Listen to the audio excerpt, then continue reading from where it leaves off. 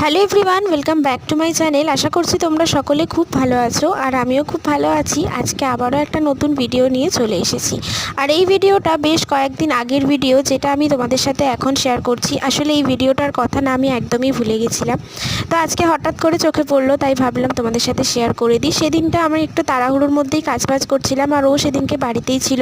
তো সকাল সকাল ঘুম থেকে উঠে আমি আগে ঘরটাকে ভালো করে গুছিয়ে পরিষ্কার করে নিয়েছি, কারণ সেদিনকে আমাদের বাড়িতে এসেছিল আমার দিদা, আমার মা, দিদি আর দিদির ছেলে। তো দিদা প্রথমবারের জন্য আমাদের বাড়িতে এসেছিল, তো সেই কারণেই ঘরটা একটু সুন্দর করে গুছিয়ে রেখেছিলাম। আর আমাদের এই ডাইনিংয়ের জায়গাটা না, বাড়িতে লোকজন এলে তখন একটু চেঞ্জ করতে হয়, মানে টেবিলটা ঘুরিয়ে দিতে হয়। আর সেদিনকে দুপুরের জন্য রান্না হয়েছিল চিংড়ি মাছ দিয়ে পাতাকপি, এখানে হয়েছিল মাছের ঝোল ফুলকপি আলু দিয়ে, আর তার সাথে এখানে করা হয়েছিল বেগুন ভাজা, আর করা হয়েছিল এখানে আলুর দম। এটা করা হয়েছিল ওই লুচি খাওয়ার জন্য, লুচি বা কড়াইশুঁটি কচুরির জন্য। তারপরে এখানে হয়েছিল পালং শাকের চচ্চড়ি, যেটা খেতে খুব ভালো হয়েছিল। আর এখানে করা হয়েছিল চিকেন কষা, আর তার সাথে ছিল চাটনি, আর তার সাথে ছিল গরম গরম একদম ধোয়া ওঠা ভাত।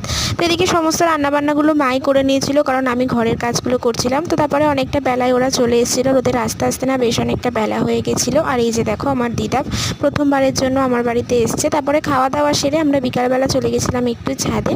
তো তোমাদের কেমন লাগলো অবশ্যই